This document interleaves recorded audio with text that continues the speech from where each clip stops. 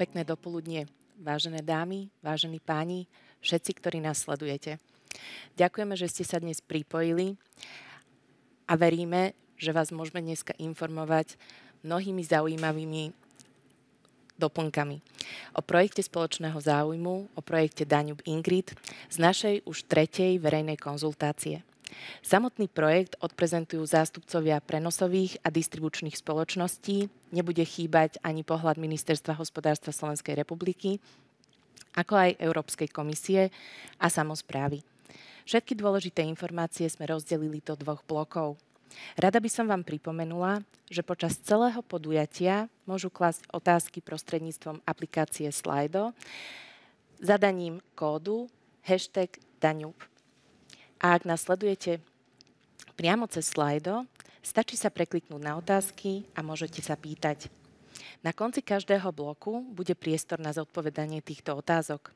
Ak by sme nestihli na vaše otázky zodpovedať, odpovede nájdete po skončení tohto podujatia na stránke projektu Danube Ingrid.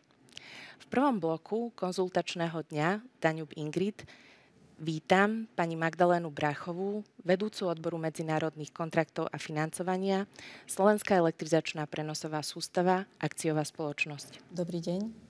Pána Miloša Naďa, riaditeľa divízie Asset Managementu spoločnosti Západoslovenská distribučná akciová spoločnosť a Východoslovenská distribučná akciová spoločnosť. Dobrý deň.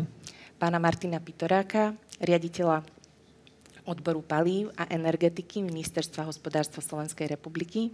Dobrý deň. A pána Radima Dvořáka, zastupujúceho vedúceho zastúpenia Európskej komisie v Slovenskej republike. Dobrý den.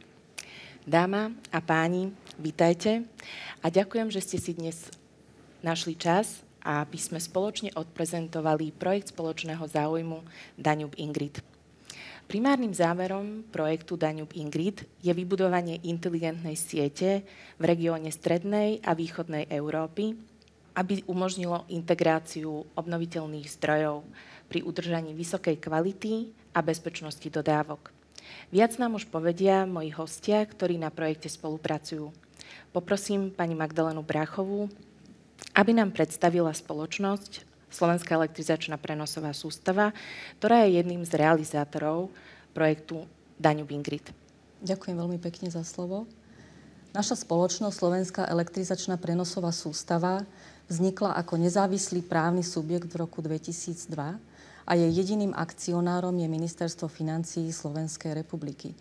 Pôsobíme ako prevádzkovateľ prenosovej sústavy v Slovenskej republike, čo znamená, že zabezpečujeme prenos elektrickej energie od veľkých výrobcov, ako sú jadrové elektrárne alebo vodné elektrárne, do distribučných spoločností alebo k veľkým odberateľom. Taktiež zabezpečujeme synchrónne prepojenie elektrizačnej sústavy Slovenskej republiky s elektrizačnými sústavami kontinentálnej Európy. Úlohou SEPS ako prevádzkovateľa prenosovej sústavy je aj dispečerské riadenie elektrizačnej sústavy.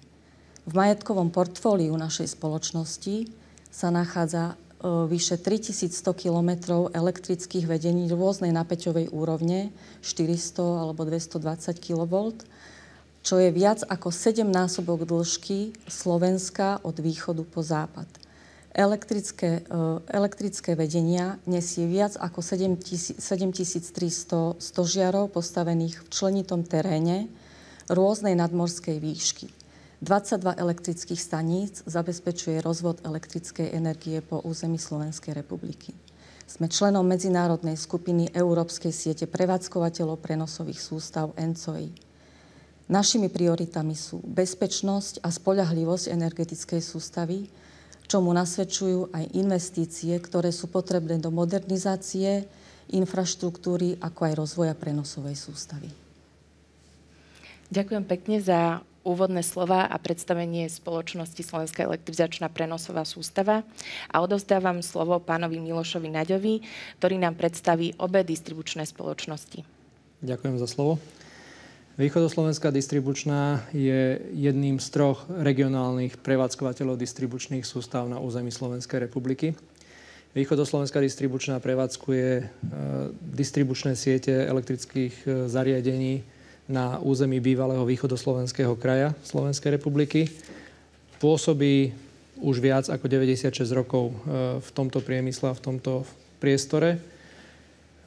Aktuálne zamestnávame v rámci východoslovenskej distribučnej viac ako 1000 zamestnancov a ročne preinvestujeme na tomto území približne nejakých 74 miliónov eur do výstavby distribučných zariadení.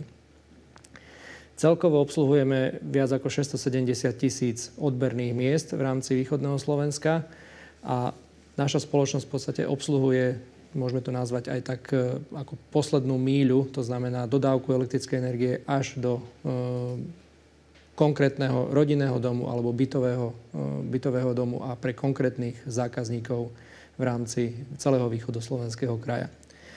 V podstate hlavným motom aj východoslovenskej, aj západoslovenskej distribučnej spoločnosti je zabezpečiť spoľahlivú a bezpečnú distribúciu elektrickej energie priamo našim zákazníkom. Ďakujem. Čo sa týka západoslovenskej distribučnej, táto spoločnosť má takmer alebo viac ako 100-ročnú tradíciu v rámci priestoru. Je to najväčšia z 3 regionálnych distribučných spoločností, ktoré pôsobia na území Slovenskej republiky a zamestnáva aktuálne viac ako 1500 zamestnancov a ročne investujeme do výstavby a rozvoja elektrizačnej siete viac ako 154 miliónov eur ročne. Obsluhujeme viac ako 1 200 000 odberných miest na území západného Slovenska. Ďakujem. Slovenské spoločnosti, ktoré sú zapojené v rámci projektu Danube Ingrid, sme si už predstavili. Poďme si povedať viac o informáciách o samotnom projekte. Dáma a páni, aké fázy má projekt Danube Ingrid, čo a kde sa realizuje v rámci projektu? Dobre, ďakujem, zoberiem si znova slovo. Začneme možno s takým vysvetlením, že kto je všetko účastníkom projektu Danube Ingrid ako takého. Sú tam samotní realizátori, medzi realizátorov patrí Západoslovenská distribučná, Východoslovenská distribučná, Slovenská elektrizačná prenosová sústava, E.ON, ktorý pôsobí na území Maďarskej republiky a spoločnosť MVM rovnako z Maďarskej republiky. Čo sa týka projektu ako takého, Danube Ingrid je projektom spoločného záujmu, ktorý je realizovaný v spolupráci vymenovaných spoločností a zabezpečuje prepojenie distribučných spoločností na území Slovenskej republiky a Maďarskej republiky a zároveň aj zastrešuje spoluprácu prenosových sústav na území Slovenskej republiky a Maďarskej republiky. Takéto typy projektov sa musia najskôr nominovať na tzv. PCI list projektov, ktorý sa aktualizuje každé 2 roky. Prvýkrát, keď sme sa dostali úspešne na tento PCI list, tak sme išli dnes, už môžeme povedať, s prvou fázou, ktorá primárne pokrýva územie Západoslovenskej distribučnej a spoločnosti EED na strane Maďarskej republiky. A vzhľadom na to, že ten projekt oslovil aj celkom atraktívny aj ďalšie spoločnosti v rámci či už Slovenskej republiky, ako aj Maďarskej republiky v rámci konkrétneho územia, tak pri druhom zápise na PCI list sme rozšírili územie a pôsobnosť tohto projektu o ďalšie spoločnosti, za čo sme veľmi vďační, že sa nám to podarilo a že sme sa úspešne etablovali na tento PCI list. Hlavným cieľom tohto projektu je naozaj umožniť rozsiahlejšiu integráciu obnoviteľných zdrojov do distribučných sietí a zároveň aj posilniť smartifikáciu prenosových sústav ako na strane Slovenskej republiky, tak zároveň aj na strane Maďarskej republiky. Zároveň všetky aktivity, ktoré sú realizované v rámci tohto projektu, prispievajú k väčšiemu etablovaniu obnoviteľných zdrojov do elektrizačných sústav na obidvoch stranách hranice. Ak si trošku viac povieme o tej prvej fáze, ktorá je fokusovaná na územie Západoslovenskej distribučnej, zároveň aj spoločnosti SEPS a rovnako aj na strane EED, kolegovia z Maďarskej republiky a rovnako aj je tam podpora zo strany prenosovej sústavy v rámci Maďarskej republiky. Čo sa týka úrovne alebo miery spolufinancovania všetkých aktivít v rámci tohto projektu, tak 35% oprávnených nákladov nám prispeje, respektíve preplatí Európska komisia z CEF-ových fondov. To znamená, nejdeme v rámci tohto projektu vôbec cez financovanie, cez štátny rozpočet alebo iné fondy, ale je to vyslovene priame financovanie z CEF-ových fondov priamo z Bruselu. Celková hodnota aktivít, ktoré sa v rámci tejto prvej fázy projektu INGRID realizujú, tak sú v celkovej výške 291 miliónov eur. A časové obdobie, kedy sme povinní zrealizovať všetky aktivity, ktoré sú pre tento projekt, tak je v rozpätí rokov 2020 až roku 2025. To znamená, že v tomto roku nás čaká rozhodnutie, ako ďalej s tým projektom. Zatiaľ je veľký predpoklad, že budeme žiadať o predĺženie tohto projektu. Dúfam, že v tomto budeme úspešní a podarí sa nám naplniť všetky ciele, ktoré sú stanovené v rámci realizácie tohto projektu. Kontinuálne by sme prešli aj vlastne na druhú fázu projektu Danube INGRID. Tu by som vám tiež odovzdala slovo. Nech sa páči, ak by ste nám povedali viac, priblížili aktivity v rámci projektu. Tak, čo sa týka druhej fázy, tam sú realizátorom projektu dve spoločnosti, už len Východoslovenská distribučná a Západoslovenská distribučná na území Slovenskej republiky. Tu sme sa rozhodli naozaj aktívne pokračovať v cieľoch, ktoré boli definované v rámci prvej fázy projektu INGRID a všetky aktivity, ktoré sú zahrnuté do druhej fázy, naplňajú a podporujú už predtým realizované aktivity, ktoré boli riešené v rámci prvej fázy tohto projektu. Druhá fáza je časový horizont naplánovaný medzi rokmi 2024 až 2028. Čo sa týka celkovej hodnoty oprávnených nákladov na tento projekt, tak sa hýbu vo výške asi 65 miliónov eur a miera spolufinancovania v rámci tejto druhej fázy bude dosahovať 50% prostriedkov, ktoré budú nárokovateľné v podstate z CEF-ových fondov. Projekt Danube INGRID je už na našom území druhým PCI projektom. Skratku PCI spomínal aj pán Naď. A čo to vlastne znamená, keď hovoríme o PCI projekte alebo o projekte spoločného záujmu? Na národnej úrovni Ministerstvo hospodárstva Slovenskej republiky je garantom strategického smerovania a legislatívneho rámca pre realizáciu týchto projektov spoločného záujmu. Rada by som využila účasť pána Martina Pitoráka, ktorý nám určite viac priblíži význam projektov spoločného záujmu. Pre nás je mimoriadne dôležité, že projekty spoločného záujmu reagujú na výzvy, ktoré v súčasnosti čelíme v sektore elektroenergetiky, ale energetiky ako takej. Ide predovšetkým o potrebu integrácie čoraz väčšieho objemu obnoviteľných zdrojov energie, vytvorenie podmienok pre elektromobilitu a postupnú elektrifikáciu a dekarbonizáciu sektora energetiky.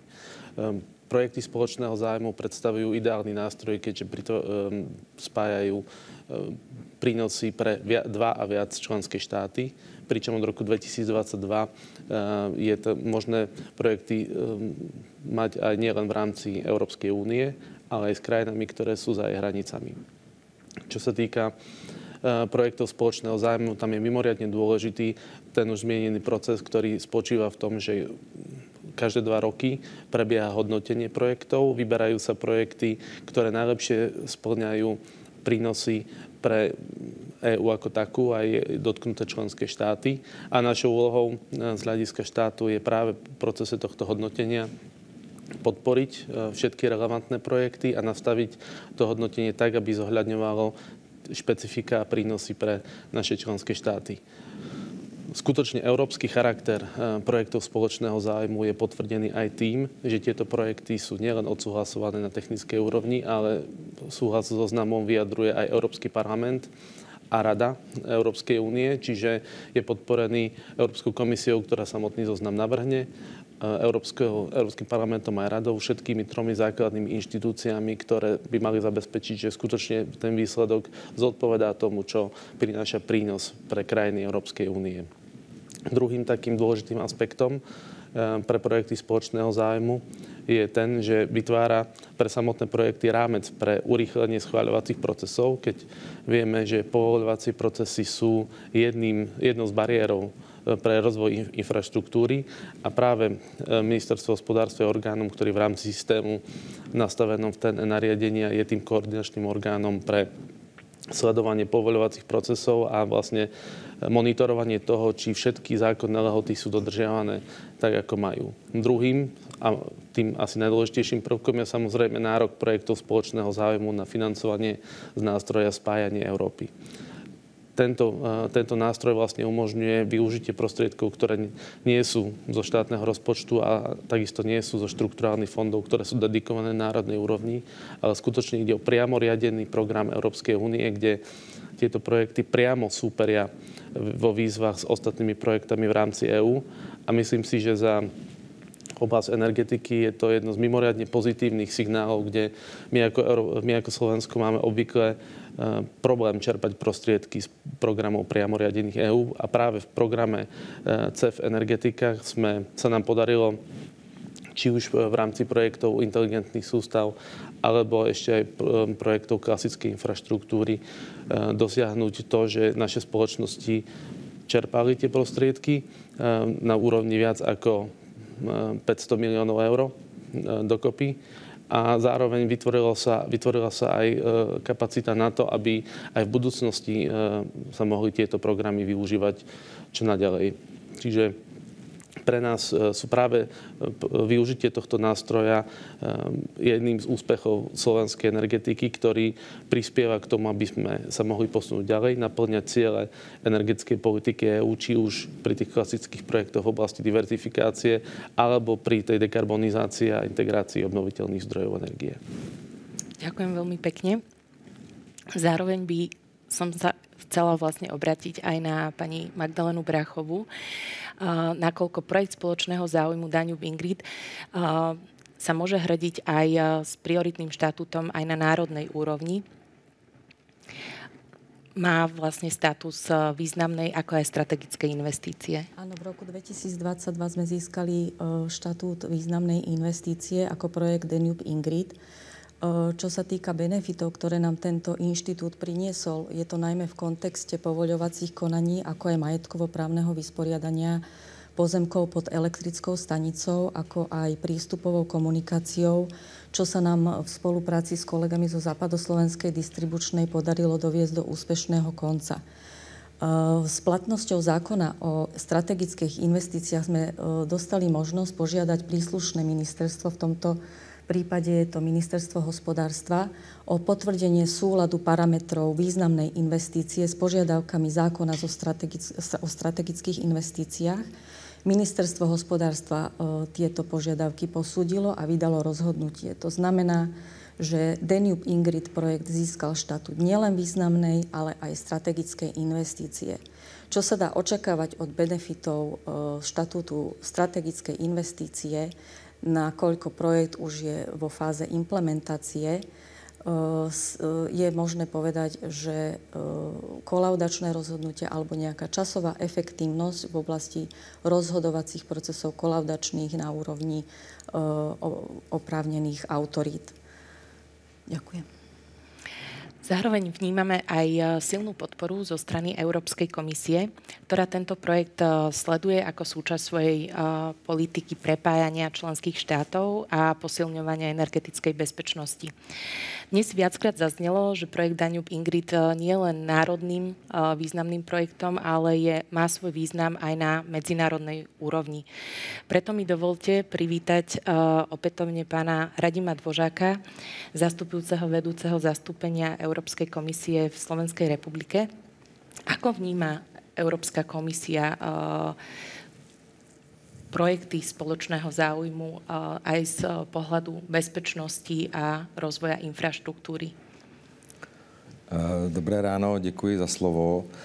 V první řadě bych chtěl poděkovat za pozvání a zároveň i organizátorům poděkovat za uspořádání této veřejné konzultace, které se rádi účastníme.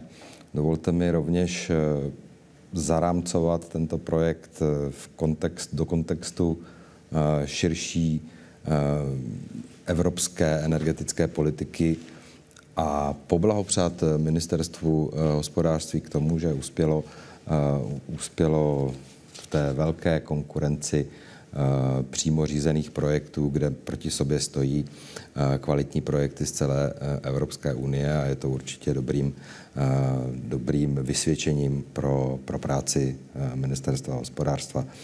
Evropská komise tento projekt cíleně podporuje, jsme přesvědčeni o jeho širším ekonomickém i společenském významu a zároveň díky tomuto projektu vlastně spolu plníme naše evropské horizontální společné cíle na té evropské úrovni.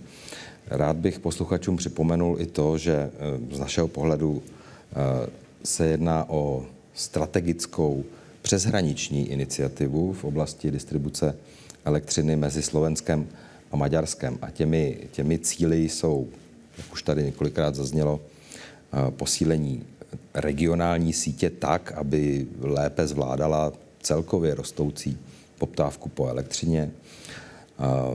Vedle toho jde o zapojení většího počtu výrobců elektrické energie z obnovitelných zdrojů právě do distribuční sítě a v neposlední řadě i o zvýšení kvality, bezpečnosti, spolehlivosti dodávek pro občany, ale i pro podniky v této oblasti. Rád bych zmínil, že tento projekt získal před již 6 lety, tuším, pokud dobře počítám, označení PCI, tedy projekt společného zájmu. A toto označení vlastně odráží význam tohoto projektu nejen pro určitou regionální integraci a modernizaci infrastruktury, ale také v tom širším kontextu strategie Evropské unie pro celkovou energetickou transformaci.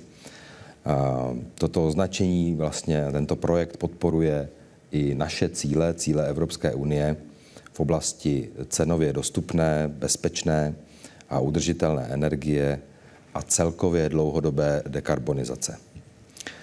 Rád bych tak pomyslně propojil tento projekt i s naším akčním plánem Evropské unie pro cenově dostupnou energii, který je klíčovou součástí nové dohody o čistém průmyslu. Chtěl bych zdůraznit, že vlastně tato iniciativa přispívá k 4 pilířům tohoto akčního plánu. A tím je snížení nákladů na energie pro všechny, dokončení nebo kompletace energetické unie, ale i přilákání investic a zajištění připravenosti na případné další budoucí energetické krize, které lze asi očekávat v tom turbulentním kontextu, který nás všude obklopuje. Zároveň bych chtěl zdůraznit to, že tento projekt má velký přínos i pro místní komunity, a to nejen díky spolehlivějším dodávkám elektřiny, ale také díky dlouhodobé, trvalejší podpoře digitálního, ekonomického i environmentálního rozvoje. V této souvislosti mi dovolte ocenit a vyzdvihnout naprosto zásadní roli měst a obcí, regionálních subjektů, provozovatelů energetických zařízení právě při uskutečňování těchto společných cílů. A proto bych rád vyzval veřejnost, posluchače, kteří jsou připojeni nebo kteří si pustí tento náš event případně ze záznamu, aby v rámci tohoto konzultačního procesu otevřeně vyjádřili své názory a přišli s konkrétními návrhy. Dovolte mi ještě závěrem uvést, že takovou možná trošku pochvalu v tom smyslu, že ten projekt Danube Ingrid je vlastně praktickou ukázkou toho nejlepšího, čeho můžeme v rámci evropské spolupráce společně dosáhnout. Jde o integraci systému, modernizaci infrastruktury, vlastně usnadnění nebo umožnění zelenější, ekologičtější budoucnosti a zároveň zvýšení konkurenceschopnosti energetických trhů obou zúčastněných zemí. No a z pohledu Evropské komise my se vlastně, tak říkajíc, hrdě hlásíme k tomuto projektu a těšíme se na pokračování této naší spolupráce, která doufejme povede k plnému uvedení do provozu a kompletaci v roce 2009. Ďakujem veľmi pekne za... 2029, pardon. Za chválu. My sa rovnako tešíme a podporujeme projekt spoločného záujmu, projekt Danube Ingrid. Ako teda už viackrát zaznelo, tento projekt má nielen národný, ale najmä teda aj európsky význam a je úzko prepojený s regiónmi, s mestami a obcami. Práve preto má obrovský význam aj účasť verejnosti v celom procese, či už prípravy, plánovania prípravy, ako aj implementácie tohto projektu. Práve aj táto verejná konzultácia je dôležitým nástrojom, ako zapojiť zástupcov samospráv, stavebných úradov, odbornú aj laickú verejnosť do diskusie o tom, čo sa bude v okolí diať a aké prínosy prinesie tento projekt. Účasť verejnosti je pri projektoch spoločného záujmu nielen odporúčaná, ale aj požadovaná legislatívou Európskej únie. Naším cieľom je, aby sme vám odprezentovali dostatočné množstvo informácií o tom, čo sa bude diať alebo sa deje vo vašom okolí. Preto dnes sme tu a sme radi, že ste dnes pripojení a pokiaľ máte akékoľvek otázky, sú vítané a budeme na ne odpovedať po skončení.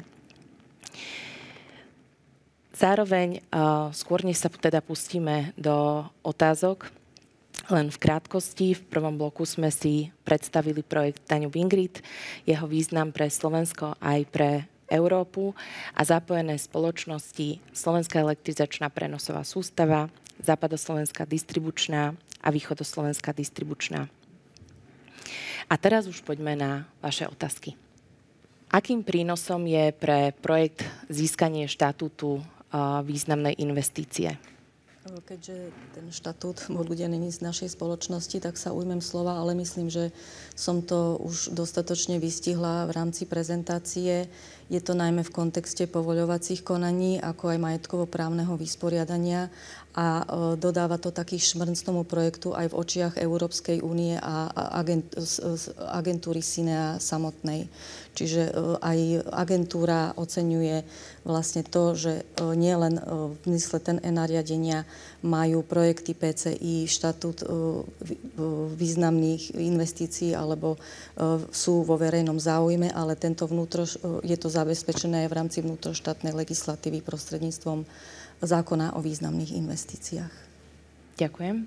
Já bych možná ještě dodal, jestli můžu, související otázku, vlastně jaký význam má to, že projekt je uznán i jako projekt společného zájmu, což je vlastně jakoby další kategorie toho, tak z našeho pohledu ty projekty společného zájmu, které byly vyselektovány v rámci nařízení TEN-I, zajišťují vlastně, že ty energetické projekty budou mít prospěch z rychlejšího povolování, samozřejmě i u nás, koordinovaného nějakého regulačního zacházení a přístupu k financování EU, což je asi ta klíčová záležitost. A obecně v těch projektech společného zájmu jde o tedy propojování vnitrostátní i přeshraniční energetické sítě, zvýšení bezpečnosti dodávek a vlastně přínos k té ekologické transformaci,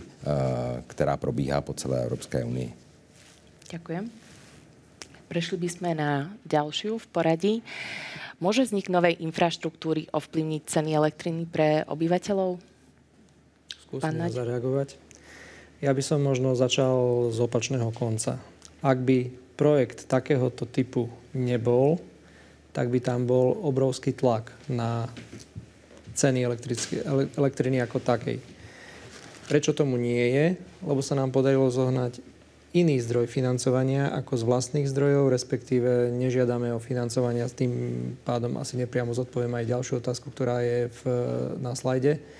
A tým pádom nežiadame o žiadnu formu podpory ani zo štátneho rozpočtu. To znamená, že celý ten projekt je financovaný z vlastných zdrojov a zo zdrojov Európskej komisie. A týmto spôsobom nevytvárame tlak na dodatočné financovanie samotného systému distribúcie elektriny a držíme v podstate všetky tie náklady, ktoré sú potrebné na prevádzkovanie celého toho systému ako celku pod kontrolou. Prečo je momentálne taký obrovský tlak na budovanie nových zariadení v rámci distribučných spoločností alebo prenosových sústav? Je to hlavne z dôvodu toho, ako tu už viackrát bolo spomenutá, dekarbonizácia priemyslu. To znamená, že väčšina toho priemyslu, ktorá je prevádzkovaná na území Slovenska, má tendenciu meniť svoju zdrojovú štruktúru smerom k elektrine. Sme svedkami prechodu na zelenú mobilitu alebo elektromobilitu, čo znova vytvára tlak na zväčšovanie kapacít pripojenia alebo pripojiteľnosti nabíjacej infraštruktúry pre elektromobily. A paralelne s tým sme svedkami naozaj za posledné 3-4 roky masívneho nárastu pripájania obnoviteľných zdrojov, či už na strechách rodinných domov, alebo zo strany priemyselných podnikov. Takže toľko v krátkosti. Já, jestli můžu ještě k tomu financování teda z toho evropského pohledu, tak už tady několikrát zazněl název CEF, neboli nástroj pro propojení Evropy, slovenský nástroj pre spájanie Evropy. Nástroj na prepájanie. Prepájanie Evropy je vlastně hlavním nástrojem Evropské unie právě na podporu projektů společného zájmu. Poskytuje různé granty na studie, výstavbu, i v případech, nebo zejména v případech, pokud se ty projekty potýkají s nějakými tržními nedostatky nebo nejsou komerčně životaschopné, ale zároveň jsou ve strategickém zájmu Evropské unie. A jenom informace taková horizontální z toho posledního kola financování, v němž bylo na projekty inteligentních a přeshraničních elektrických sítí vyčleněno více než 750 milionů eur. Tato iniciativa získala konkrétně přibližně, pokud se nepletu, 33 milionů eur na modernizaci distribuční infrastruktury a podporu integrace právě těch obnovitelných zdrojů, jak tady zmiňoval můj předřečník. Práve nástroj na prepájanie Európy je naozaj veľmi dôležitým nástrojom na spolufinancovanie investičných aktivít, či už distribučných sústav, alebo aj prenosových sústav. Uvažuje sa aj o pokračovaní v ďalšom viacročnom finančnom rámci tohto nástroja? Tomu se bohužel nemůžu vyjadřovat v tuto chvíli, protože jednání probíhají a ten první návrh víceletého finančního rámce bude představen v příštím měsíci ve 2 takových tranžích, dejme tomu.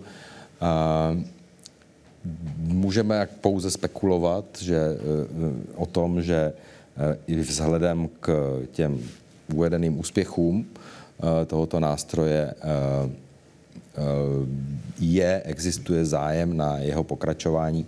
Ovšem musíme o tom uvažovat v kontextu toho, že je zde určitá tendence spájet různé programy financování na evropské úrovni v rámci zjednodušení, protože už dnes máme nějakých 50 různých programů financování různých věcí, které mají různá pravidla a je to poměrně nepřehledná byrokratická změť a snahou Evropské komise v tuto chvíli v rámci těch jednání o novém finančním rámci je zejména zjednodušování všeho druhu. Takže uvidíme, jak ta jednání dopadnou a byla by to v tuto chvíli spekulace, ale určitě nějaký podobný nástroj nebo zachování tohoto nástroje je určite na stole momentálne. Ďakujem veľmi pekne. Ďalšia otázka smeruje priamo na bratislavský región.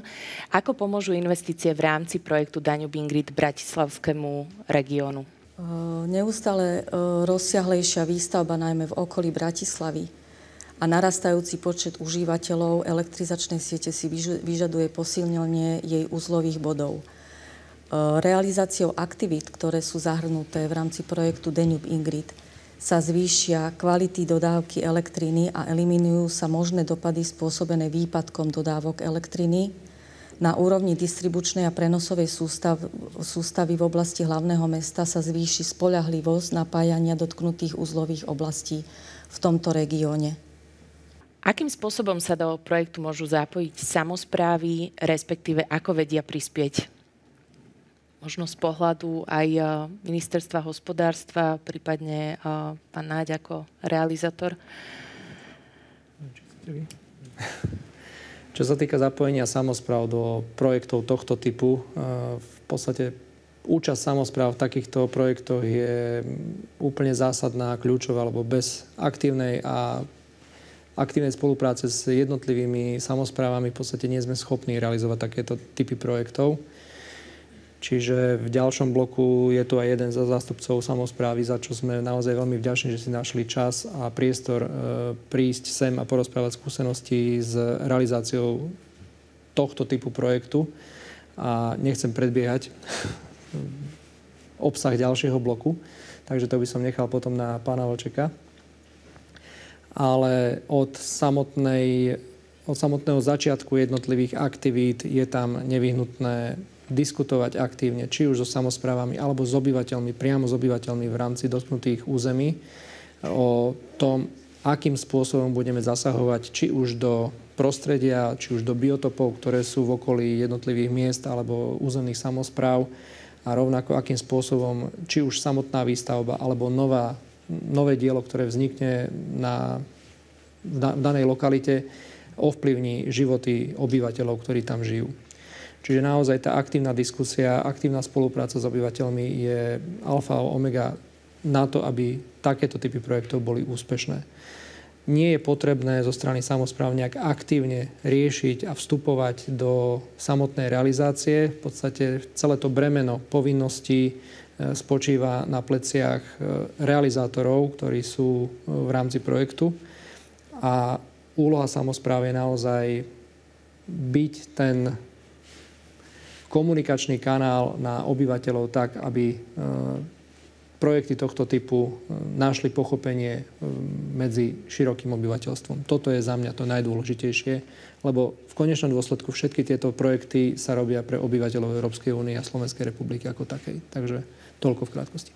Ďakujem veľmi pekne.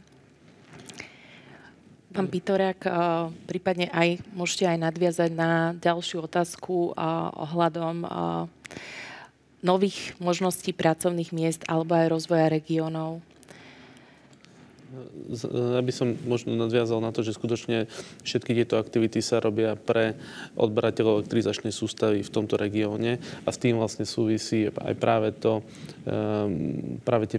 ten zvýšenie potenciálu rozvoja regiónu, kde zvyšovanie kvality dodávky elektriny, zvyšovanie možností pre pripájanie či už nových odberateľov alebo nových zdrojov elektriny, ktoré napríklad môžu byť v rámci lokálneho zdroja využité na znižovanie nákladov na elektrínu pre priemysel alebo pre služby, tak je mimoriadne dôležité práve takýto projekt tým, že vytvorí to prostredie, v ktorom je možné realizovať investície, vytvoriť prostredie pre ten rozvoj.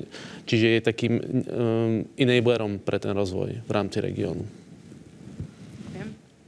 Ďalšia otázka v poradí. Výborná otázka. Bude môcť projekt Danube Ingrid slúžiť ako model pre iné krajiny Európskej únie? Skúsim ja ako zástupca koordinátora a realizátora v jednej osobe.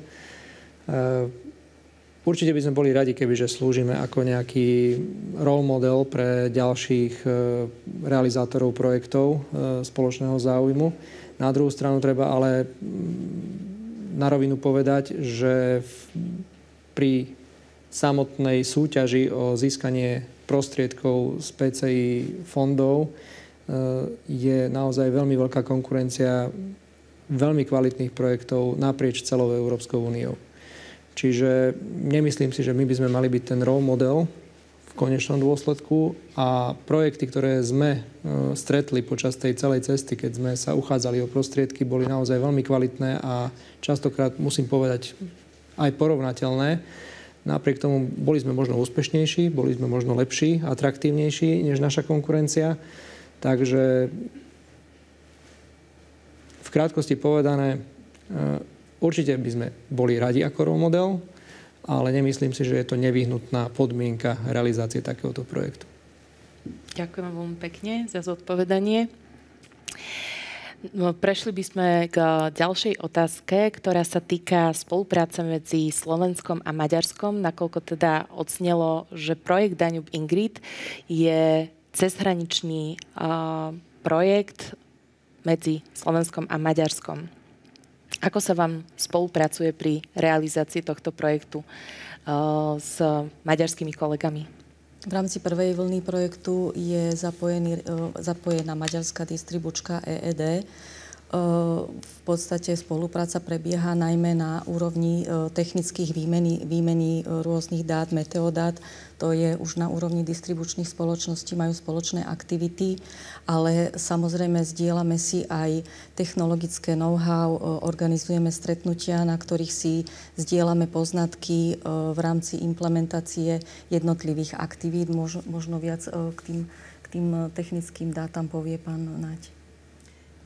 Áno, čo sa týka tej samotnej technickej náplne, je tam viacero aktivít s cieľom cezhraničnej výmeny dát o prevádzkovaní elektrizačných alebo distribučných sústav, od meteorologických dát cez informácie o zaťažení distribučných sústav na jednej, na druhej strane hranice.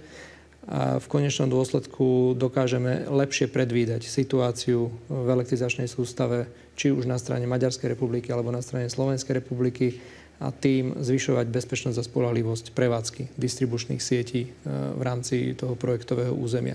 Čo sa týka samotného projektu, máme pravidelné stretnutia s kolegami z Maďarskej republiky na mesačnej báze a v rámci riadenia projektu tam prebiehajú dosť živé diskusie o tom, akým spôsobom by sa mali realizovať niektoré aktivity a ako sa napreduje v rámci jednotlivých projektov, ktoré sú predmetom. Takže zatiaľ z môjho pohľadu si vysoko pochvaľujeme naozaj kooperáciu a koordináciu aktivít s kolegami z maďarskej strany. Ďakujem veľmi pekne za cenné vstupy a informácie. Dovolte mi teda ešte raz poďakovať mojim dnešným hosťom v prvom bloku, ktorými boli pani Magdalena Brachová, vedúca odboru medzinárodných kontraktov a financovania Slovenská elektrizačná prenosová sústava akciová spoločnosť. Ďakujem za pozornosť. Pánovi Milošovi Naďovi, riaditeľovi divízie Asset Managementu v spoločnostiach Západoslovenská distribučná a Východoslovenská distribučná. Ďakujem. Pánovi Martinovi Pitorákovi, riaditeľovi odboru palív a energetiky Ministerstva hospodárstva Slovenskej republiky. Ďakujem. Pánovi Radimovi Dvožákovi, zastupujúcemu vedúcemu zastúpenia Európskej komisie v Slovenskej republiky. Děkuji za pozvání. Moje meno je Monika Božiková a sprevádzam vás dnešnou verejnou konzultáciou projektu spoločného záujmu, projektu Danube Ingrid. Za chvíľočku pokračujeme v druhým blokom.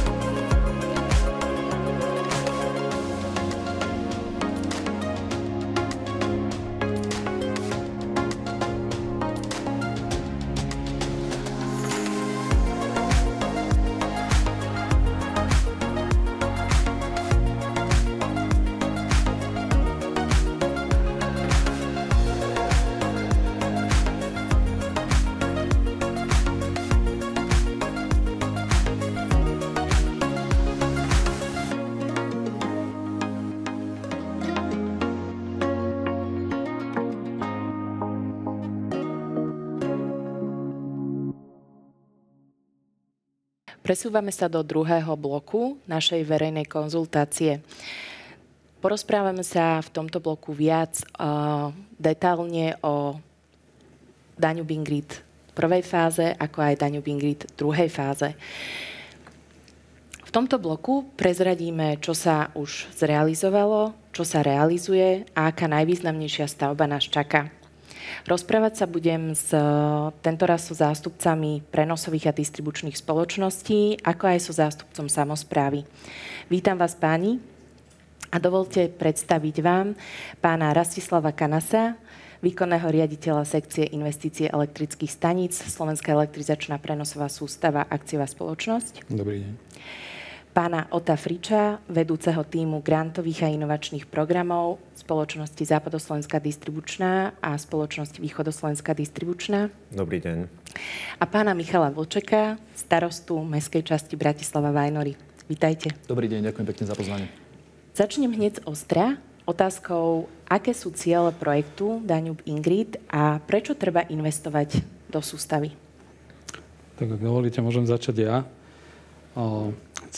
Tento projekt podľa mňa náplňa jednu zo základných myšlienok Európskej únie, a to je cezhraničná spolupráca, v tomto prípade susedných krajín. A keď sa na to pozriem z pohľadu prenosovej sústavy, tak v podstate takou najdôležitejšou úlohou vyplývajúcou z tohto projektu je zvýšenie efektívnosti fungovania prenosovej sústavy, samozrejme aj distribučnej. Nám sa darí na základe tohto PCI projektu rekonštruovať už zastaralé a energeticky neefektívne zariadenia. Mnohé z nich pochádzajú ešte zo 70. rokov. V prvom rade hovoríme o modernizácii transformátorov, ktoré majú oveľa vyššiu energetickú efektívnosť ako tie, ktoré boli nasadené doteraz. Samozrejme to platí aj pre nové typy lanových prepojení, čo sa týka vzdušných vedení.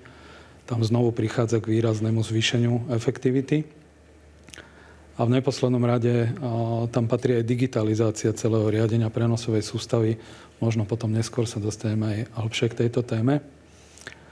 Druhým dôležitým momentom PCI projektu je posilnenie integrácie a cezhraničnej spolupráce, čo sa týka energetického trhu medzi Slovenskom a Maďarskom.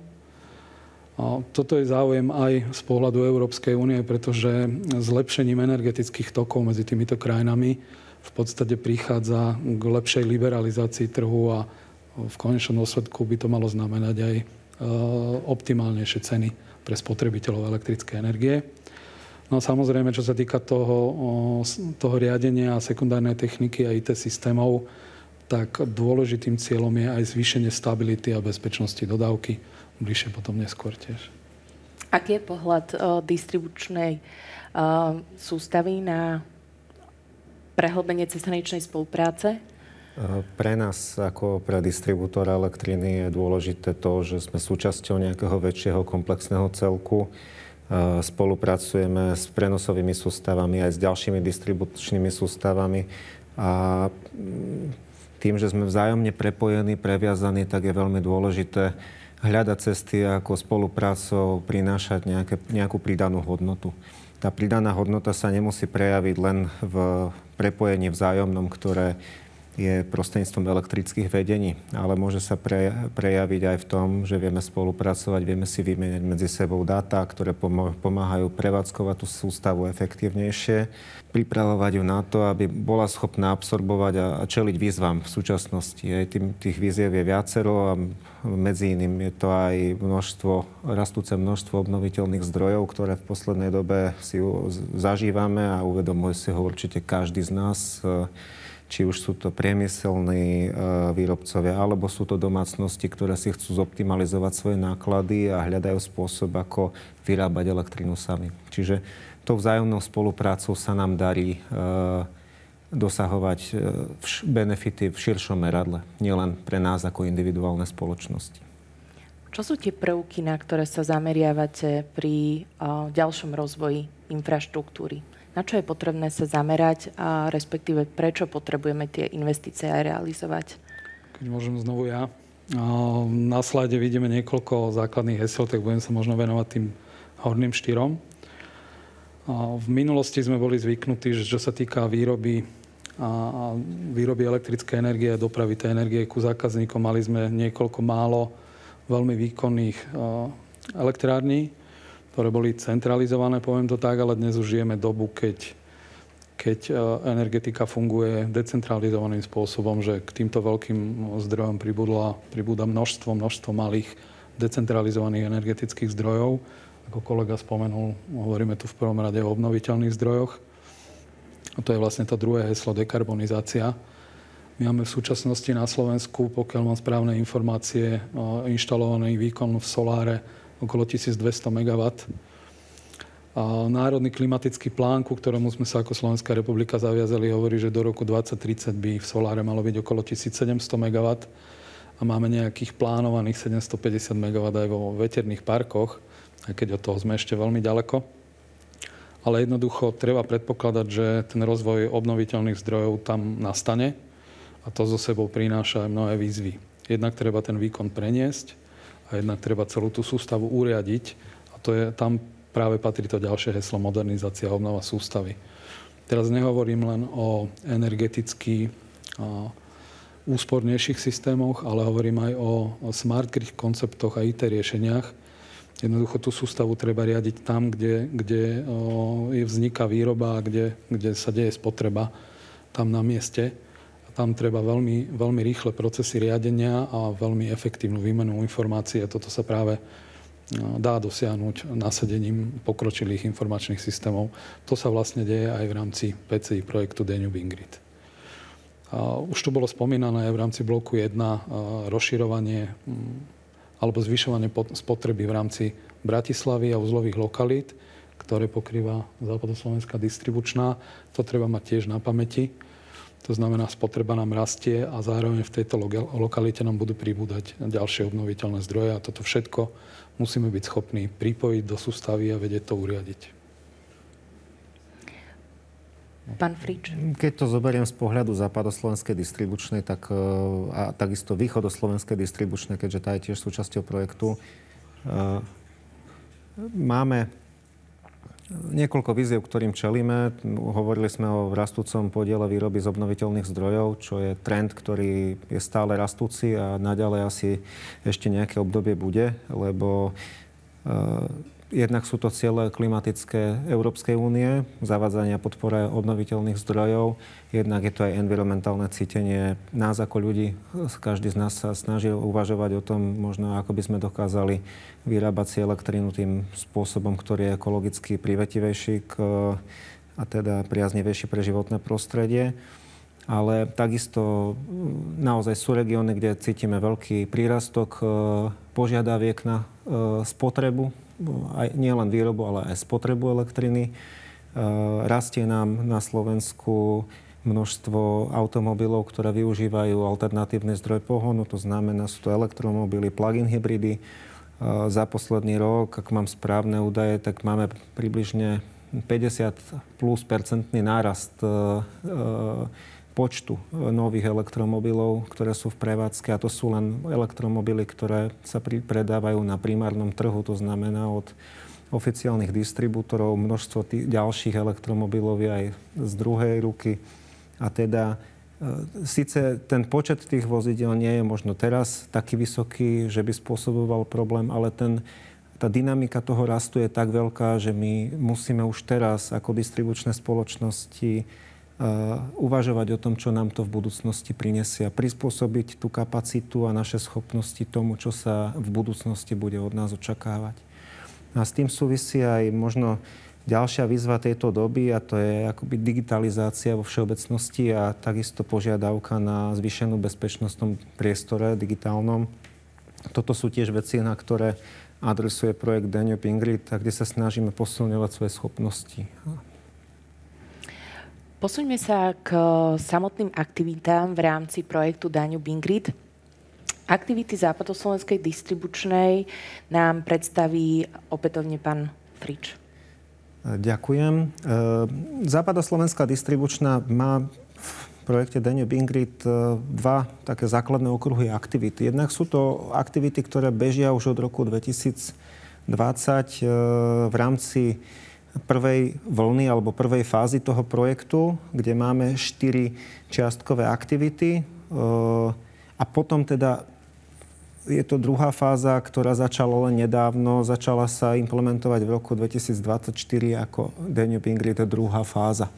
Teda ak sa dostanem naspäť k tej prvej fáze, označenej tými červenými ikonkami na slajde, ktorý vidíme, tak v rámci tej prvej fázy implementujeme jednak moderné smart technológie do transformačných staníc v približnom počte 150 kusov.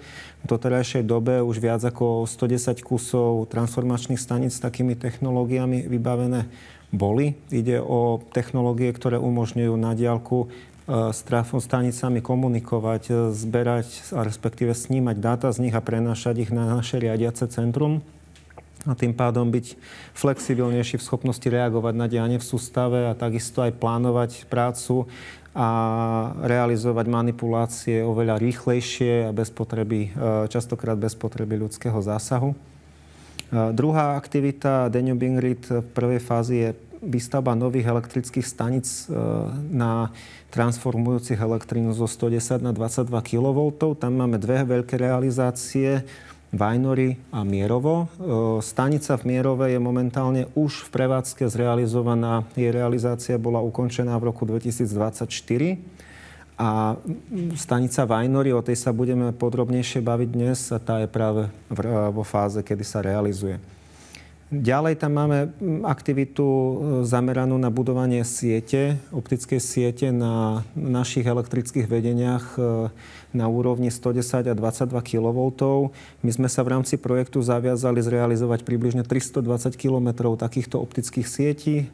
Momentálne už máme zrealizovaných približne 280 km takýchto optických trás a laicky povedané, tie optické trasy nám pomáhajú nezávisle komunikovať s našimi zariadeniami, s našimi elektrickými stanicami bez toho, aby sme používali siete iných providerov. To znamená, tá naša schopnosť komunikovať a bezpečnosť tejto komunikácie je výrazne vyššia, ako keby sme používali nejaké externé služby. Taktiež v rámci projektu robíme inteligentné IT riešenia zamerané na niekoľko dimenzií prevádzky distribučnej spoločnosti. Jednak sú to aktivity alebo informačné systémy podporujúce oblasť asset managementu, údržby a starostlivosti a rozhodovania o zariadeniach. Takisto sa tam implementujú IT systémy v oblasti kybernetickej bezpečnosti a máme tam aj tzv. Meteo platformu, ktorá nám slúži na získavanie údajov o situácii v teréne, najmä z takých kritických oblastí a následne ich spracovávať a zdieľať s našimi maďarskými partnermi. Čiže toto bola prvá fáza Ingridu.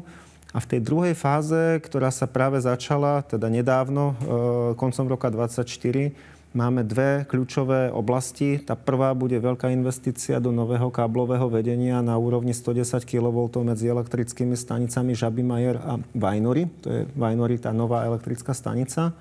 To nám pomôže zdvihnúť distribučné kapacity práve v tom profile medzi bratislavskými elektrickými stanicami. A potom plánujeme taktiež antidronový systém zameraný na ochranu vybranej elektrickej stanice ako pilotný projekt aj v západoslovenskej a následne aj vo východoslovenskej distribučnej a rozširovanie tej meteo platformy smerom k ďalším prevádzkovateľom distribučnej sústavy.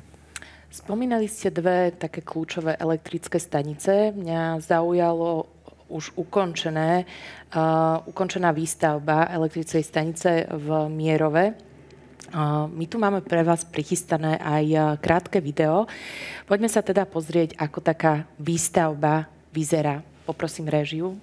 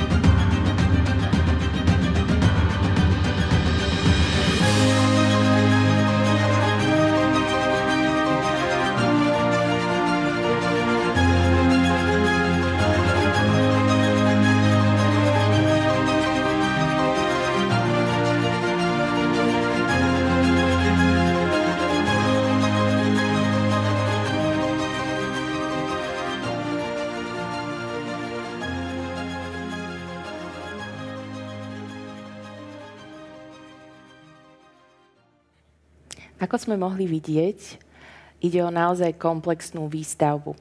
Aké benefity priniesla výstavba tejto novej elektrickej stanice v Mierove? Dá sa povedať, že elektrická stanica Mierovo je na dobrom mieste. Ona bola vybudovaná približne na polceste medzi našimi jestvujúcimi stanicami v Podunajských Biskupiciach a v Dunajskej Strede. V regióne, kde je v blízkosti novej rýchlostnej cesty R7. V regióne, kde naozaj nám vo veľkom tempe rastie výstavba a usídľuje sa tam aj obchod a rôzne obchodné spoločnosti. A z tohto dôvodu naozaj tá lokalita pre nás bola kľúčová z pohľadu posilnenia kapacít a reakcie na požiadavky, ktoré na nás kladú naši zákazníci. Ako ďalšiu významnú stavbu počas predchádzajúceho vstupu ste spomenuli výstavbu elektrickej stanice vo Vajnoroch. Táto významná stavba sa už rozbehla. Čo budú spoločnosti Západoslovenská distribučná a Slovenská elektrizačná prenosová sústava implementovať v tejto časti Bratislavy? Pán Frič.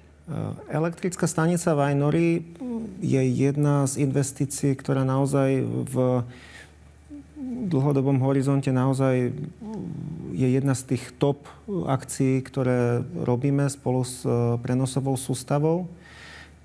Tá elektrická stanica bude zložená z takých dvoch častí. Jedna z nich bude časť distribučná, kde bude mať svoje zariadenia Západoslovenská distribučná a hneď v susedstve sa bude nachádzať areál Slovenskej elektrizačnej prenosovej sústavy a teda vznikne bod vzájomného kontaktu, spoločného nápojenia, strategicky veľmi dôležitý, keďže v regióne Bratislavy pôjde o ďalší takýto bod, kde vieme sa napojiť do prenosovej sústavy a využívať synergie zo vzájomnej blízkosti. Okrem toho, že tá elektrická stanica vytvorí ten taký ďalší bezpečný bod, tak pomôže nám byť flexibilnejší v plánovaní jednak plánovaných prác, ale aj v reakcii na rôzne poruchové stavy alebo nepredvídané stavy v sústave. Čiže je pre nás veľmi dôležité, aby sme ju úspešne dokončili a aby sme ju mohli v budúcnosti prevádzkovať. A je to dôležité pre hlavné mesto a jeho širšie okolie. Aké sú plánované aktivity Slovenskej elektrizačnej prenosovej sústavy v tejto časti?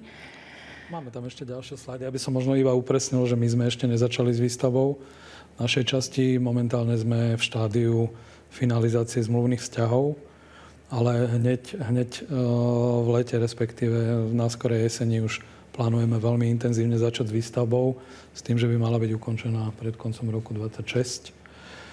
Potvrdzujem to, čo povedal kolega z distribúcie. Je to aj z nášho pohľadu kľúčová investícia v rámci tohto PCI projektu. V podstate k dvom strategickým rozvodňam pre región Bratislavy, čo je Stupava a Podunajské Biskupice, príbudne teraz tretia. Máme samozrejme vždy snahu zvýšiť prenosovú kapacitu a transformačný výkon smerom na distribučnú spoločnosť, takže znovu je to posilnenie zásobovania, zvýšenie spoľahlivosti zásobovania elektrickou energiou a znovu posilnenie možnosti pripájania ďalších zdrojov v tejto lokalite. Ako vníma samospráva výstavbu takejto infraštruktúry vo svojom blízkom okolí? Ešte raz ďakujem pekne za pozvanie do dnešnej diskusie. Možno nadviažem na predrečníkov, lebo bolo tu častokrát skloňované potreba riešiť obnoviteľné zdroje, riešiť zelené opatrenia, alebo teda čo má všetko spoločný menovateľ životné prostredie. A možno mi dovolte ako zástupcu samosprávy vyjadriť aj také poďakovanie, že na jednej strane sme radi, že sme sa mohli zapojiť, lebo veľa sa rozpráva o plánoch a potrebe životnej udržateľnosti a že tie vyhlásenia nezostali aj zo strany samosprávy iba nejakých plánoch hospodárskeho sociálneho rozvoja alebo pri nejakých, by som povedal, marketingových brožúrach pri samospráve, ale naozaj reálne sme sa mohli byť súčinní pri tom a ukázať tam spoluprácu. Čo sa týka tej samotnej spolupráce, akože tým, že si uvedomujeme dôležitosť tejto samotnej investície a realizácie, zároveň by som chcel veľmi vyzdvihnúť aj samotný prístup realizátorov od samotného počiatku, kedy sme sa začali stretávať a diskutovať o tomto zámere, ktorý by mal byť práve na úrovni našej samosprávy alebo to v mestskej časti Vajnory, pretože tak ako aj bolo už spomenuté dnes v minulej diskusii a minulom blogu, že na to, aby ten projekt bol úspešný, je nielen dôležité to technická realizovateľnosť a samotný aj technický prínos, ale je to na konci dňa pre ľudí. To znamená, že je nesmierne dôležité pre úspešnosť zainteresovať tam aj širokú verejnosť. A za toto naozaj musím vyjadriť poďakovanie, pretože myslím si, že tento cieľ sa pri konkrétne, čo sa týka Denuby Ingrid vo Vajnoroch, myslím, že podaril. A zároveň sa kládol naozaj veľký dôraz na to, aby aj široká verejnosť bola informovaná, aby vedela, čo sa bude diať. Asi sa zhodneme na tom, že žiadna stavba, či sa bavíme o malom rodinnom dome, alebo väčšej stavbe, alebo pri stavbe takéhoto rozsahu, žiadna takáto stavba není ani príjemná počas tej samotnej výstavby a realizácie. A o to viac sme pokladali za dôležité, aby naši dotknutí obyvatelia vedeli, čo ich čaká, čo sa bude v jednotlivých krokoch diať, ako to bude rozfázované a asi o akom časom období sa bavíme. A myslím si, že toto sa nám úspešne podarilo. Toto si naozaj dovolím povedať a poďakovať vzájomne. Čo sa týka toho samotného procesu, keď teda opomeniem to samotné stavebné konanie, ktoré je tou nevyhnutnou súčasťou, tak ako už kolegovia povedali, že financovanie bolo zo zdrojov Európskej komisie, takže zároveň sú tam dôležité aj niektoré časové milníky na to, aby bola oprávnená investícia a všetky kroky s tým spojené. Ale zároveň, aby aj samotná realizácia bola z pohľadu dotknutej samozrejme dotknutých obyvateľov prebiehala tak, ako bolo na začiatku povedané, takže na toto sme si naozaj kladli dôraz. A snažili sme sa ako samospráva byť takým dobrým sprevádzateľom toho celého procesu. Samozrejme, že vždy pri každom procese sú aj komplikácie. Asi neexistuje žiadna činnosť, ktorá by nemala komplikáciu. A tu sme sa naozaj snažili. A opäť by som chcel vyzdvihnúť, že tá spolupráca si myslím, že bola naozaj partnerská, bola férová, bola vyvážená. Snažili sme sa byť naozaj v tomto férovým sprevádzateľom. Tam môžem spomenúť, že čo sa týka tej samotnej informovanosti, kolegovia sa zúčastnili, alebo zástupcovia realizátorov sa zúčastnili aj, či už to bolo miestne zastupiteľstvo, aby aj samotní zástupcovia, volení zástupcovia vedeli, čo sa deje. Boli to verejné prezentácie, verejné diskusie, kde sa aj naši obyvateľi aktívne zaujímali o to, čo sa bude diať.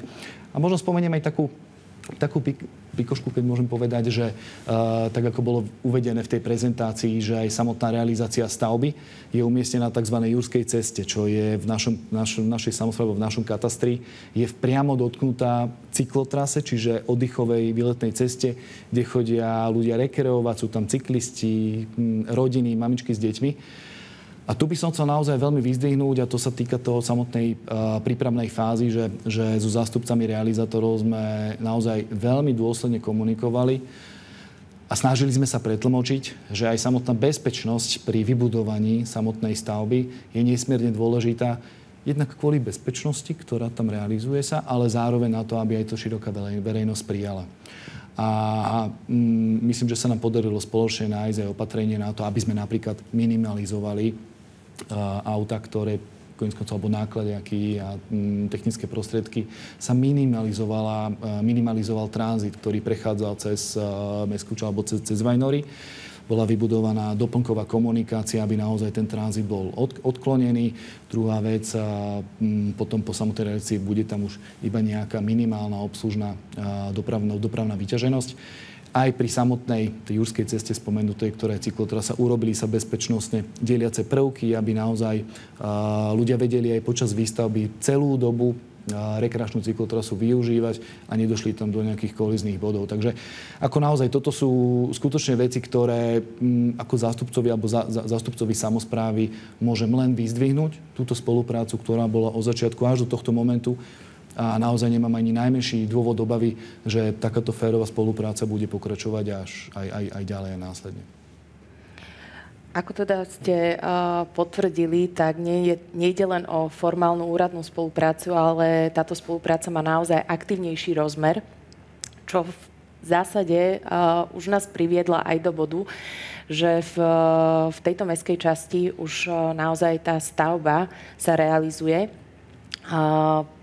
Máme pre vás pripravené krátke video z otvorenia stavby. Ja by som poprosila réžiu.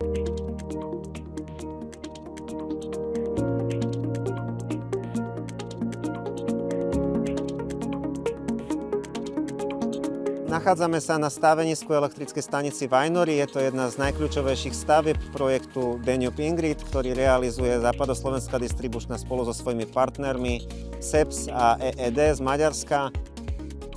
Realizácia by sa mala pretaviť do zvýšenej kvality distribúcie pre zákazníkov Západoslovenskej distribučnej, zlepšenie napäťových pomerov, zvýšenie výkonu v sústave. Predpokladáme, že stanica bude uvedená do prevádzky v poslednom kvartáli roku 2026. Na túto realizáciu nadviažeme ďalšou stavbou, veľmi dôležitou, ktorá je už zaradená do Danube Ingrid druhej fázy. Budeme realizovať 110 kV dvojité podzemné káblové vedenie medzi stanicami Vajnory a Žabý Majer.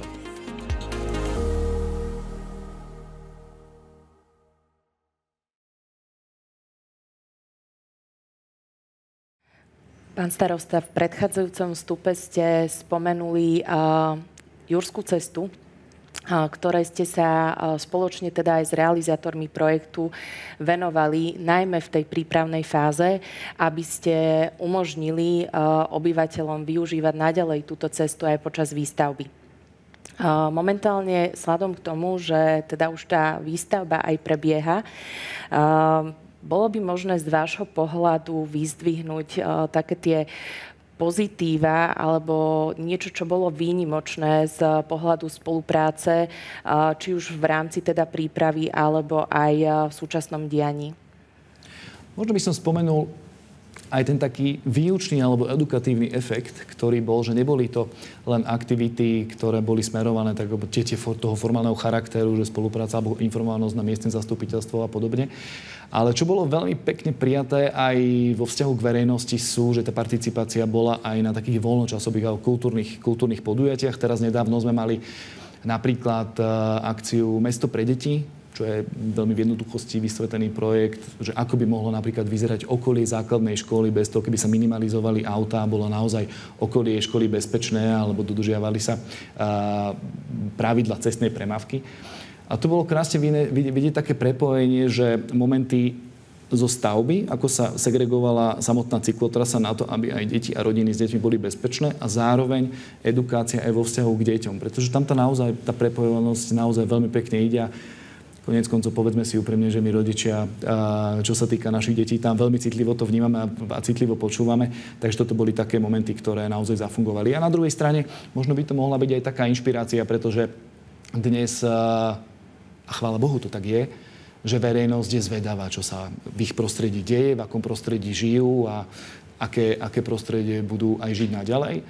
A tým, že tá zvedavosť tam je, tak samozrejme aj menšie projekty, možno taká inšpirácia, že aj zástupcovia alebo realizátori menších projektov by sa práve mohli podieľať a viacej byť participatívni pri informovaní verejnosti, že o tom, čo sa plánuje, vtiahnuť verejnosť viacej do diskusie, počúvať tie názory a potom na konci dňa budeme mať ešte krajšie prostredie, v ktorom spoločne žijeme. A tak ako predrečníci tiež povedali, že je to projekt, ktorý sa netýka len nás, ale týka sa tých ďalších generácií. A to je, myslím, že taká naša spoločenská hodnota, pretože chceme životné prostredie a úroveň, v ktorom žijeme, odovzdávať ešte v lepšej kvalite aj našim generáciám.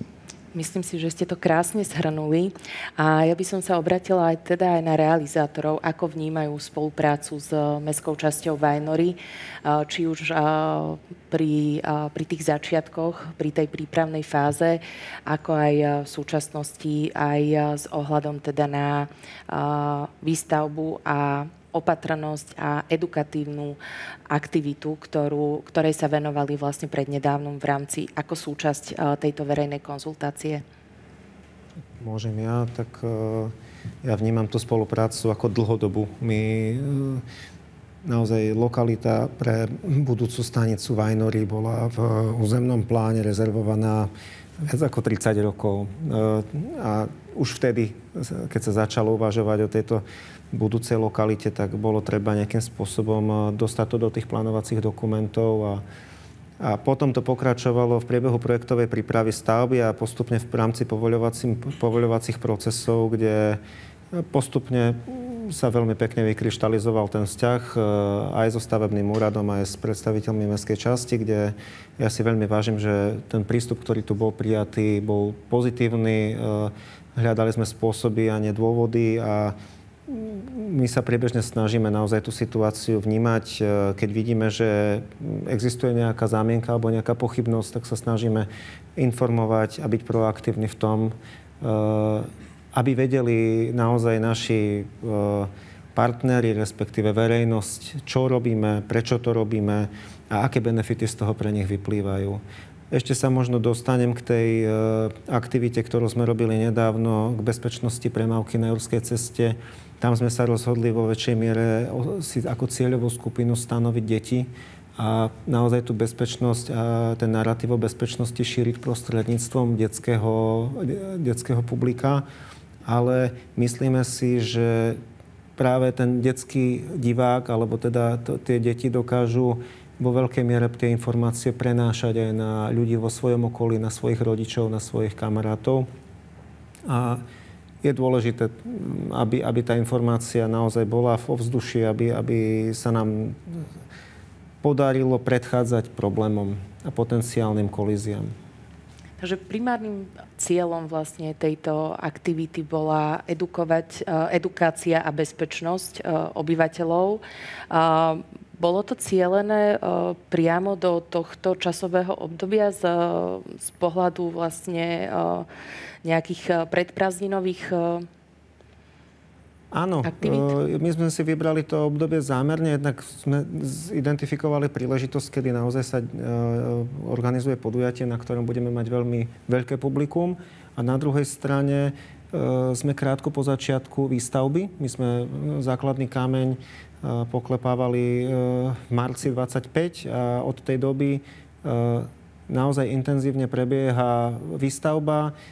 Premávka na Jurskej ceste sa zintenzívnila, chodia tadiaľ ťažké mechanizmy, chodí tadiaľ množstvo nákladných aut s materiálom a práve preto myslíme, že teraz je tá vhodná doba, aby sme tento problém komunikovali, aby sme šírili informácie o tom, že akým spôsobom je dobré tú premávku na Jurskej ceste viesť, aby nedošlo ku kolízii. A že táto spolupráca má naozaj výnimočný charakter, si teraz môžeme pozrieť aj v krátkom videu. Poprosím réžiu.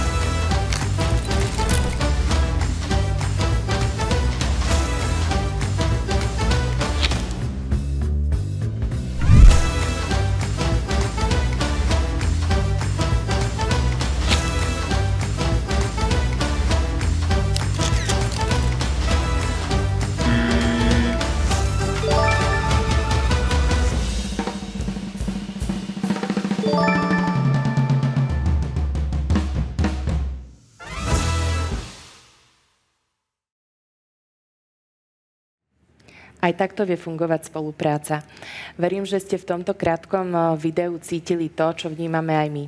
Že projekt spoločného záujmu, projekt Danube Ingrid, nie je len o technológii, ale aj o ľuďoch, spolupráci a dôvere.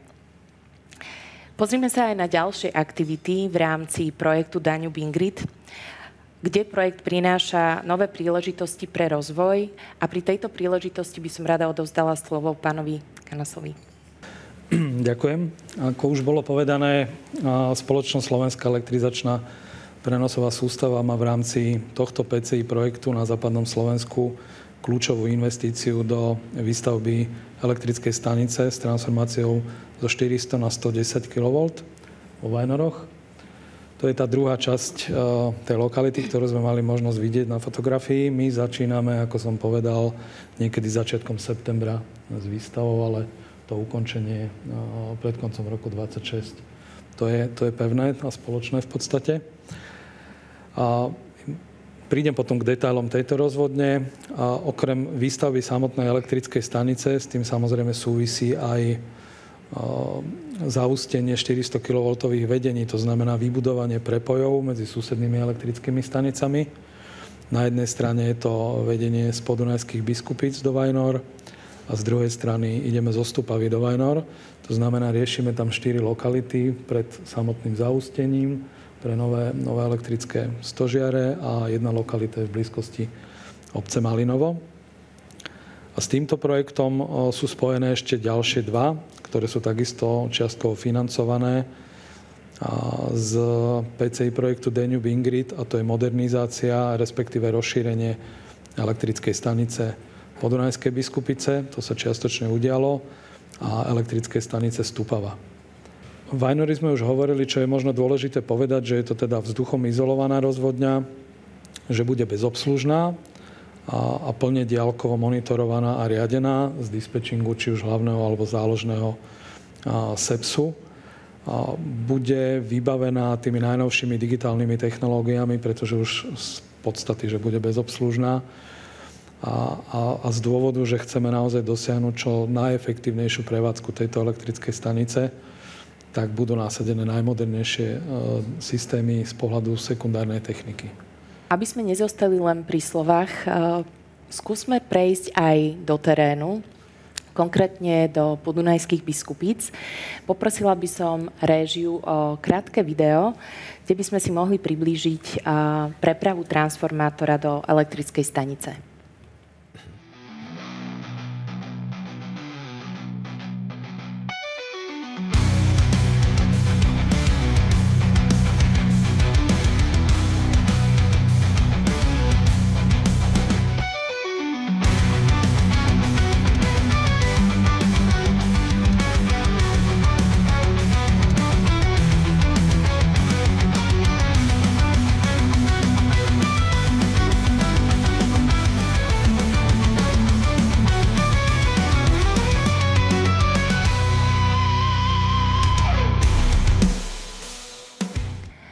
Spoločnosť SEPS realizuje viacero dôležitých investícií.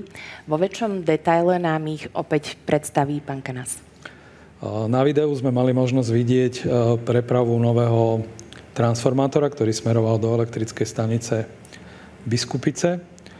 Tam nahradil dosluhujúci starý transformátor, ktorý pochádzal ešte z roku 1977. Tento nový moderný transformátor má výkon 350 MVA. Bol dovezený v septembri 2004 a komplexný chod a uvedenie do prevádzky sa udialo ešte pred Vianocami.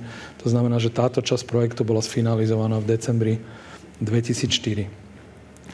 Podobný transformátor, nový, moderný, bude dodaný aj do elektrickej stanice Stupava, ale táto udalosť je ešte len pred nami. Transformátor bude dovezený v januári 2026 a postupne bude inštalovaný, až v apríli bude spustený komplexný chod a veríme, že do konca apríla bude úspešne uvedený do prevádzky. To je tá časť modernizácie elektrických staníc, kde v podstate nasadzujeme transformátory s veľkým, ktoré pracujú oveľa efektívnejšie ako tie predchádzajúce. Ale máme ešte druhú časť projektu, aj pre Podunajské Biskupice, aj pre Stupavu, ktorá je znovu financovaná čiastočne z PCI Danube Ingrid, a to je rozšírenie elektrických staníc. Tento projekt v podstate súvisí s prepojom prostredníctvom vzdušným vedením, či už medzi Podunajskými Biskupicami a Vajnormi, alebo Stupavou a Vajnormi. Tieto projekty už začali v roku 2004 a majú byť oba ukončené do konca roku 2025. Poďme ďalej. To boli aktivity na západnom Slovensku. Máme samozrejme v rámci programu Danube Ingrid 2 aj aktivity naplánované v oblasti východného Slovenska. Tam smerujú naše investície v prvom rade do vybudovania kompenzačných tlmiviek na rozvodniach 400 kV. Hovoríme o rozvodniach alebo o elektrických staniciach Spišská Nová Ves a Vôľa. Zároveň budeme modernizovať sekundárnu techniku, to znamená riadiaci a informačný systém a ochrany na 4 elektrických staniciach vo východoslovenskej, teda na území východného Slovenska. A v elektrickej stanici Vôľa plánujeme aj 2 také pilotné projekty. To je vybudovanie digitálneho pola rozvodne, čo nám znovu umožní oveľa hĺbšie a rýchlejšie získavať informácie o stave technológie a o meraniach a rýchlejšie reagovať na to, čo sa deje na elektrickej stanici. A takisto v tejto elektrickej stanici plánujeme vybudovať výkonový prístrojový transformátor, ktorý by nám mal pomôcť zabezpečiť napájanie vlastnej spotreby aj bez pomoci vysokonapäťových vedení. Tieto investície predpokladajú výšku asi 15,5 milióna eur a budú ukončené do roku 2026, pričom zatiaľ je to financovanie plánované v plnej réžii Slovenskej elektrizačnej prenosovej sústavy. Ďakujem veľmi pekne za cenné informácie. Východoslovenská distribučná, ako aj západoslovenská distribučná majú tiež svoje aktivity vo východnej časti Slovenska. Čo sa bude realizovať, nám prezradí pán Frič. Ďakujem za slovo. Východoslovenská distribučná práve vďaka tomu, že sú jej aktivity súčasťou projektu spoločného záujmu Danube Ingrid a vďaka tomu, že sme úspešne podali žiadosť o grant z nástroja pre prepájanie Európy a získali ho na základe rozhodnutia z januára 2025, tak už realizujeme investičné aktivity v tomto projekte a tieto sú spolufinancované na 50% z európskych zdrojov. Medzi takou vlajkovou loďou v rámci tohto projektu bude realizácia novej elektrickej stanice transformujúcej elektrínu zo 110 na 22 kV v lokalite Lučivna. Je to naozaj veľmi zásadná realizácia, ku ktorej ešte sa dostaneme v detaile.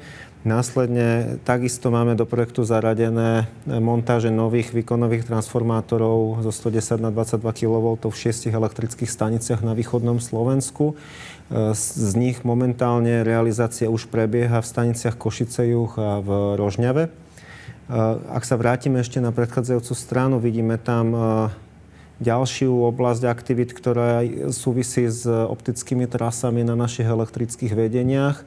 To znamená, zvyšujeme svoju schopnosť využívať vlastné komunikačné siete a teda budeme implementovať približne 100 km elektrických vedení na napäťovej hladine VN s optikou.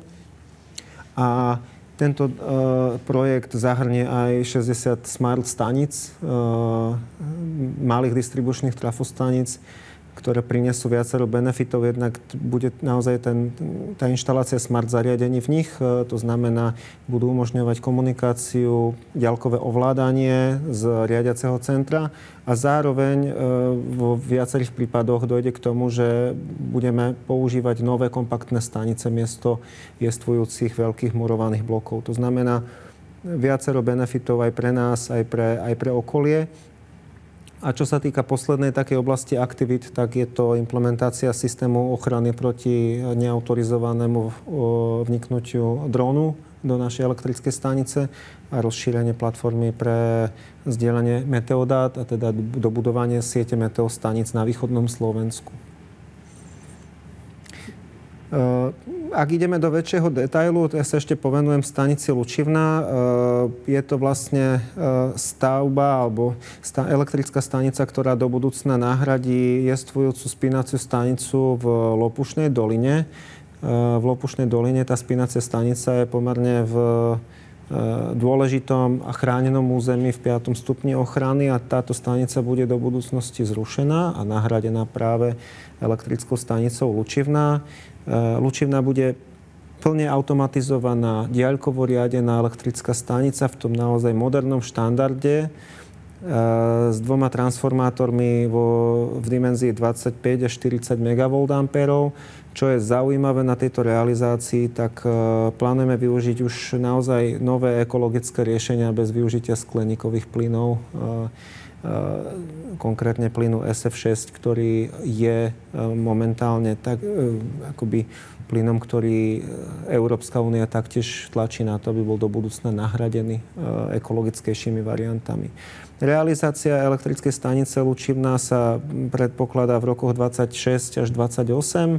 A teda vďaka tomu, že táto stanica vznikne, bude možné zlepšiť pomery napäťové aj vytvoriť priestor pre ďalší rozvoj elektrických odberov v lokalitách Štrby a Štrbského plesa.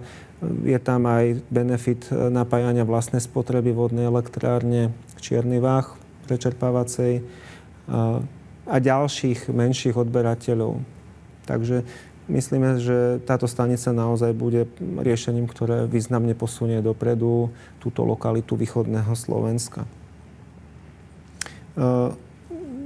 Tu máme ešte detail na tejto strane, k modernizácii distribučných trafostaníc. Naozaj teda aj tejto oblasti venujeme svoju pozornosť. Naším cieľom je zvyšovať alebo zlepšovať naše schopnosti naozaj flexibilne reagovať na dianie v elektrizačnej sústave a teda byť schopný robiť manipulácie na diaľku, rýchlo, efektívne, hospodárne nakladať s našimi ľudskými kapacitami a byť schopný reagovať aj v prípade, že sa vyskytnú nejaké neštandardné situácie, vyššia moc, meteorologické vplyvy, búrky a tak ďalej, ktoré majú za následok vznik poruch.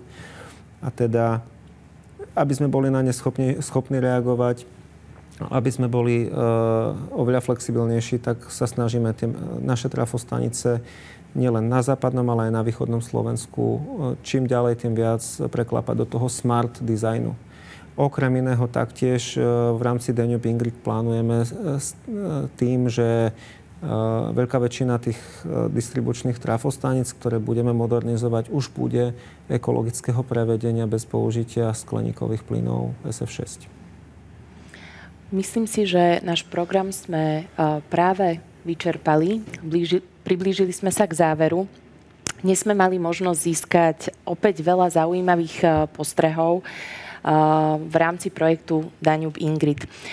Teraz by sme prešli k jednotlivým otázkam, ktoré nám prišli od divákov.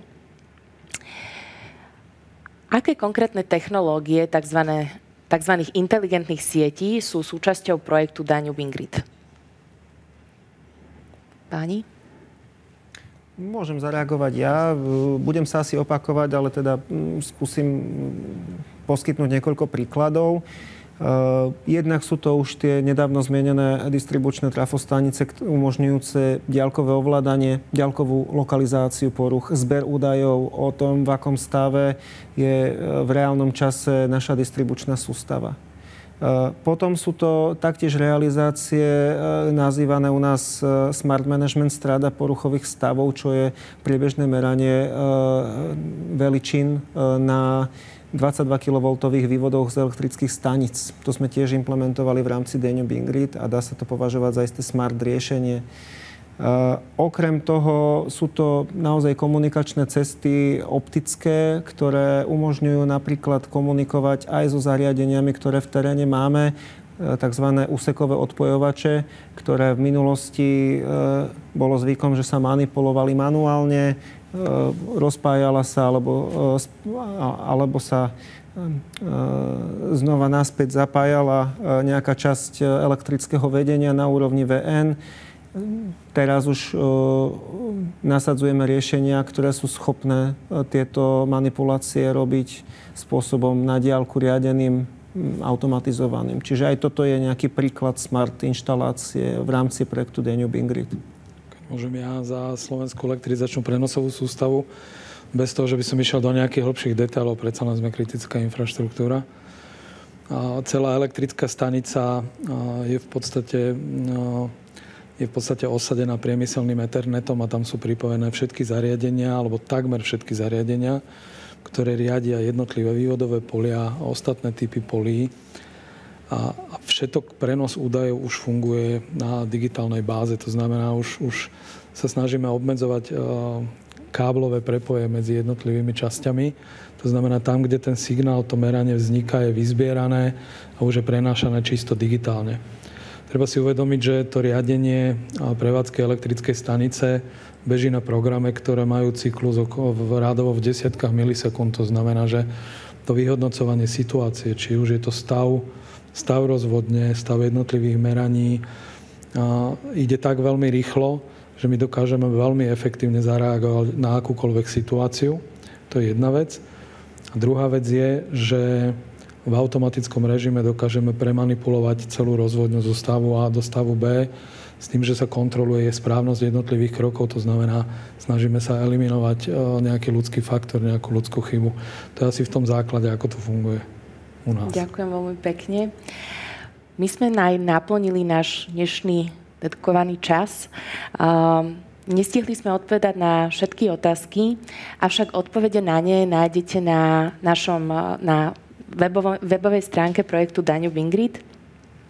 Dovolte mi poďakovať vám, mojim hosťom, ktorí v druhom bloku boli pán Rastislav Kanas, výkonný riaditeľ sekcie investícií elektrických staníc, Slovenská elektrizačná prenosová sústava. Ďakujem za pozvanie. Pán Otto Frič, vedúci týmu grantových a inovačných programov Západoslovenská distribučná a Východoslovenská distribučná. Veľmi pekne ďakujem za pozornosť. Pán Michal Vlček, starosta mestskej časti Bratislava Vajnory. Ďakujem pekne ešte raz za pozvanie. Páni, ďakujem vám veľmi pekne za účasť na dnešnom podujatí. Rovnako ďakujem aj vašim predchádzajúcim rečníkom. Ak sme teda na niektoré divácké otázky nestihli odpovedať, opätovne pripomínam, nájdete ich po ukončení podujatia na webovej stránke projektu Danube Ingrid. Vážení diváci, ďakujem aj vám, že ste dnes boli súčasťou tejto verejnej konzultácie projektu Danube Ingrid. Verím, že sa nám podarilo dnes informovať dostatočne a dobiť vás informáciami. Verím, že prínos projektu Danube Ingrid bude pre váš región významný. Bolo mi cťou sprevádzať vás dnešnou verejnou konzultáciou. Moje meno je Monika Božíková a pôsobím ako programová manažérka pre granty a inovácie v spoločnosti Západoslovenská distribučná a Východoslovenská distribučná. Ďakujem veľmi pekne za pozornosť a prajem vám pekný zvyšok dňa.